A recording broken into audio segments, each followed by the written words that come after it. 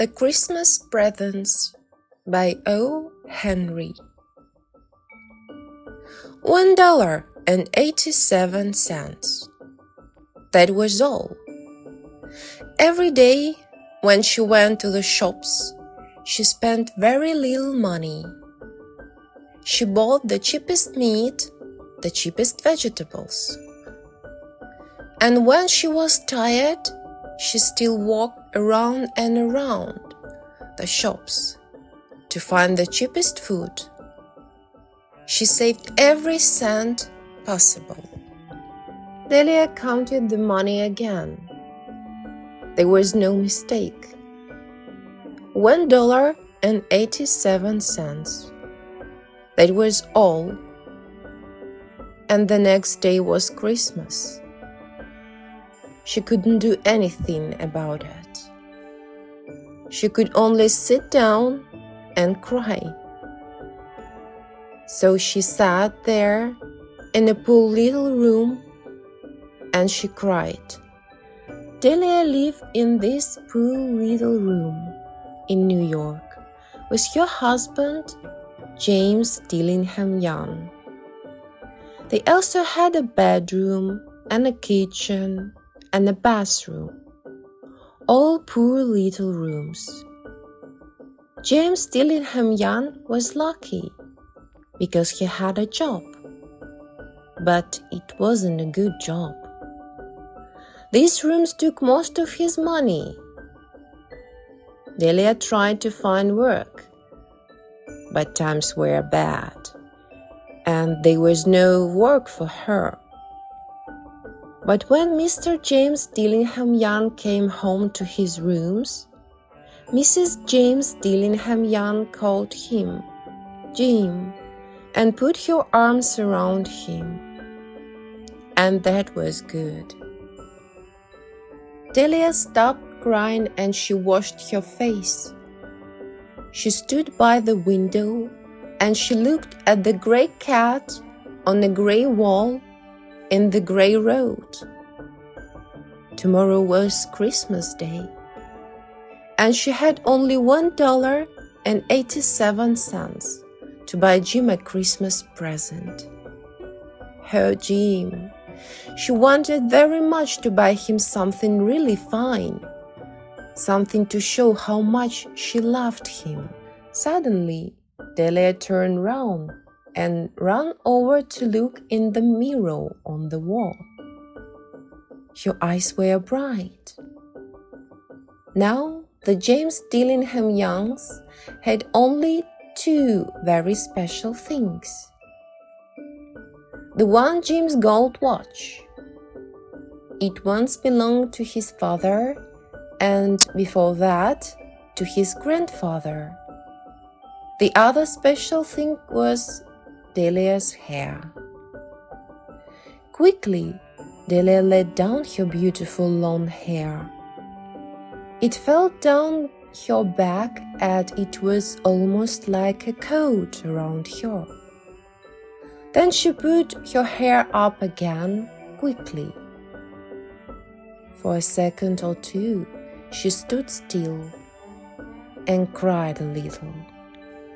Then she put on her old brown coat and her old brown hat, turned and left the room. She went downstairs and out into the road, and her eyes were bright. She walked alone by the shops and stopped when she came to a door with Madame Eloise's hair on it. Inside, there was a plump woman. She didn't look like an Eloise. "Will you buy my hair?" Delia asked. "I buy hair," Madame replied. "Take your hat off, then, and show me your hair." The beautiful golden hair fell down. $20, Madame said, and she touched the hair with her hand. "Quick, cut it off and give me the money," Delia said. The next 2 hours went quickly. Delia was happy because she was looking round the shops for Jim's present. At last, she found it. It was a gold chain for the watch. Jim loved his watch, but it had no chain. When Delia saw this gold chain, she knew immediately that it was right for Jim. She must have it. The shop took $21 from her for it, and she hurried home with the 87 cents. When she arrived there, she looked at her very short hair in the mirror. "What can I do with it?" she thought.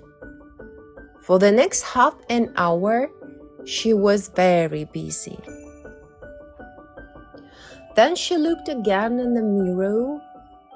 Her hair was now in a very small curls all over her head.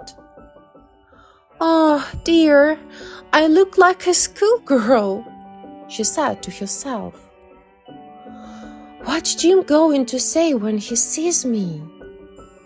At 7 o'clock the dinner was nearly ready, and Delia was waiting. "Oh, I hope he thinks that I'm still beautiful," she thought. The door opened, and the Jim came in and closed it. He looked very thin, and he needed a new coat.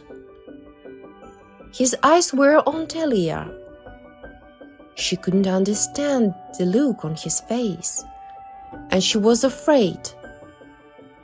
He wasn't angry or surprised. He just watched her with a strange look on his face. Delia ran to him. "Jim," she cried, "don't look at me like that. I sold my hair because I wanted to give you a present. It will soon be long again. I had to do it. Jim, say Happy Christmas, please. I have a wonderful present for you." "You've cut off your hair?" asked Jim. "Yes, I cut it off and sold it," Delia said. "But don't you love me anymore, Jim? I'm still me." Jim looked around the room. "You say your hair has gone," he said almost stupidly. "Yes, I told you, because I love you.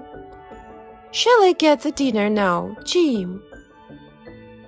Suddenly Jim put his arms around his Delia. Then he took something from his pocket and put it on the table.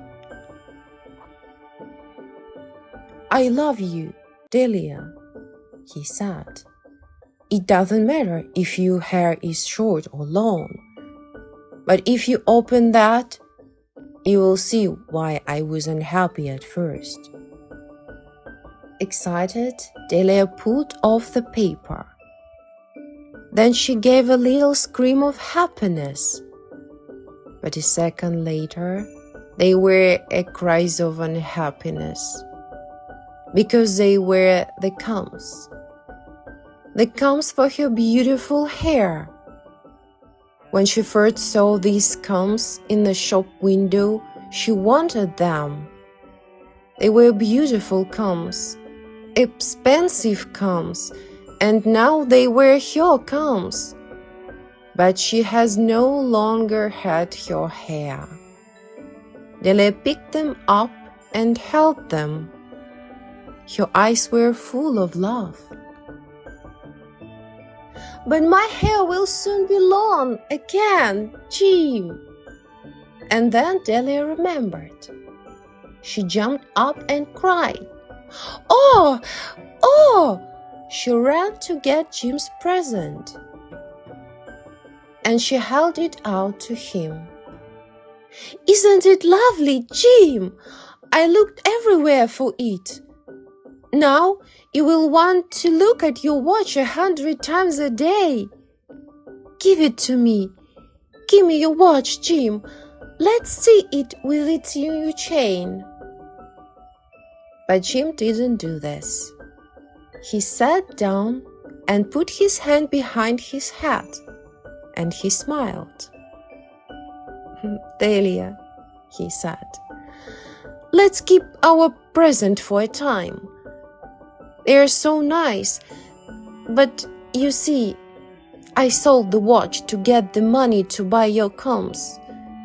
And now, let's have dinner. And this was the story of two young people who were very much in love. Thanks for listening.